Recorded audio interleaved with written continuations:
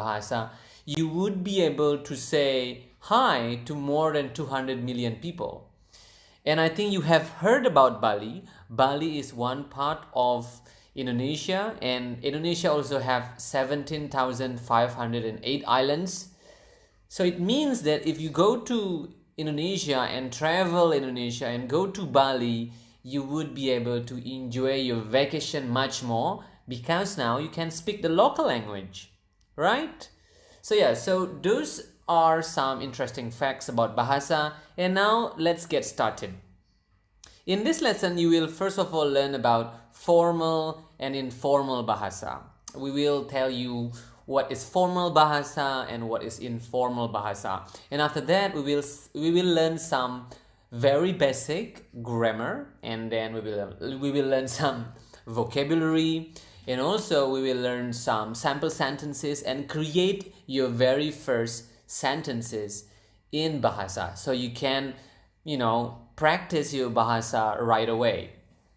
Okay, so as I mentioned previously, let's start by explaining and telling you what is the difference between formal and informal Bahasa. So basically there are two types of Bahasa, formal and informal Bahasa. Formal Bahasa are Bahasa that is used for formal occasions. For example, business meeting, lecture, if you go to university in Indonesia or something like that, or if you meet a person for the very first time, you will usually need formal Bahasa, and you would usually use formal Bahasa. And then number two, we have informal Bahasa. This is a form of Bahasa that is usually used for like close friends or your family members or people or persons that you already know for a long time. And in these lessons and some future lessons, you will be introduced with formal Bahasa first, because you cannot go wrong usually with formal Bahasa, and usually you will use your Bahasa with people that you just know, right, to introduce yourself and stuff like that. And therefore it is much better if you know formal Bahasa first. But of course in the future you will learn informal Bahasa and talk more casually. So now let's just start this lesson by learning some grammar. As you know, grammar is the most important thing, very basic. It is important for you to understand very basic grammar of any language that you are learning. And today we will be learning subject pronouns. Okay, the subject pronoun of Bahasa, it is quite simple. Like number one is, how do you say I? I is saya. Okay, I is saya. So it is not very complicated. So saya, I. And then how do you say you? You is kamu. So ka and mu. So you have kamu. And then how do you say they? They is mereka. Okay, try to always say it after me. Okay, repeat after me so that you also learn how to say the word correctly. So again, how do you say they? They is mereka. Mereka. Now next, how do you say kami? Sorry, how do you say we? How do you say we? We is kami. Kami. Okay, how do you say she or he? Now this is something interesting, because in Bahasa, there is no she and there is no he. You just simply say the same word, which is dia. Again, dia. Okay, and then how do you say it or that? It is itu. Again, itu. So yeah, so those are the most basic grammar that you will learn today, and those are the subject pronouns in Bahasa. So now let's try to quiz yourself. So try not to look to the video if you are watching this on YouTube, or just simply test yourself. Okay, I will say the English subject pronouns and try to answer the question using the Bahasa version. Number one, how do you say I? 1, 2, 3. Saya. Saya. How do you say they? Mereka. Mereka. How do you say she or he? 1, 2, 3. It's dia. Good. So try to repeat that over and over again until you master the subject pronouns in Bahasa. Okay? So yeah, after we have now learned about some grammar, now it's time for us to learn a little bit about vocabulary. So now let's learn about vocabulary or kosakata in Bahasa Indonesia. You do not need to memorize kosakata for now because it is a bit advanced. But for now, we will learn 4 basics verbs that you will use every day in your Bahasa, exercise. So how do you say eat? Eat is makan. Makan. Makan. How do you say go? Go is pergi. So as you can see here, we pronounce the R quite clearly. So it is kind of like Spanish. If you guys speak Spanish out there, I think you will notice that Indonesian pronounce the R quite similar to the Spanish language. To the Spanish. So it's pergi. Again, pergi. And how do you say drink in Bahasa? It's minum. Minum. Minum. And how do you say buy? Buy is membeli. Membeli. Okay, so again, try to repeat it over and over again until you master it and you can pronounce it comfortably. Now, before we move on, let's learn 2 useful expressions. I think learning expression is very important in your language learning, whatever language you are learning, because useful expression is something that you actually can use right away. So you can already say, you can just say it to anyone really when you just want to practice your language. We will learn 2 useful expressions. Number 1 is hello. It's quite similar. It's hello. Hello. Okay, hello. Hello. So the natural way of saying it would be hello. And then we have good morning. It is selamat pagi. Selamat pagi. Selamat pagi. So the natural speed would be selamat pagi. The slow speed would be selamat pagi. Okay, so again, try to practice it, as often as you can so you can master it, as I mentioned multiple times by now. Now, after you have learned a little bit about grammar and you have learned a little bit about vocabulary in Bahasa, it is time for us to create some sample sentences so that you know more and you can create your first sentence in Bahasa. So these are 4 sample sentences that you will learn today. Number 1 is hello, selamat pagi. That's the natural speed, and the slow speed would be hello, selamat pagi. Okay, I hope you already know what this phrase means. Hello is hello, of course, and selamat pagi is good morning. So hello, selamat pagi is hello, good morning. Okay, and then number 2 we have saya pergi. Saya is I and pergi is go. So saya pergi is I go. And I will tell you a good news here.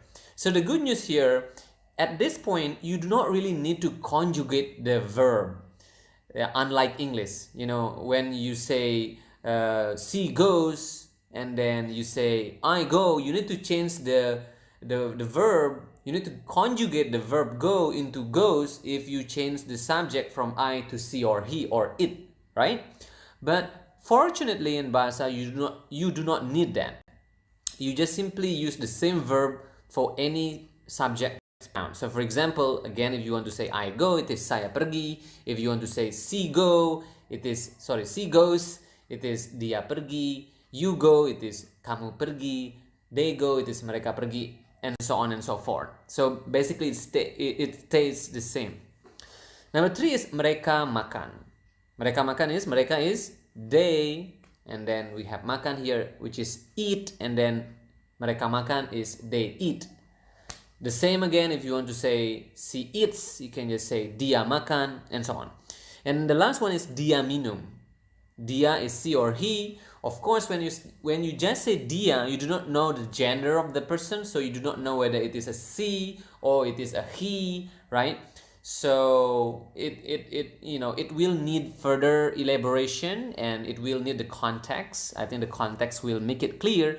But at this point, dia minum can both mean she drinks or he drinks. Okay? But again, if you want to change it into I drink, you can just say saya minum. So very simple. And by just knowing this simple rule, you can now already make many sentences and practice your bahasa, right? So if you have understood that, now let's test yourself. How do you say we go in bahasa? I will give you some time. We is kami, and go is pergi. So we go is kami pergi. And then you drink. And what about she eats?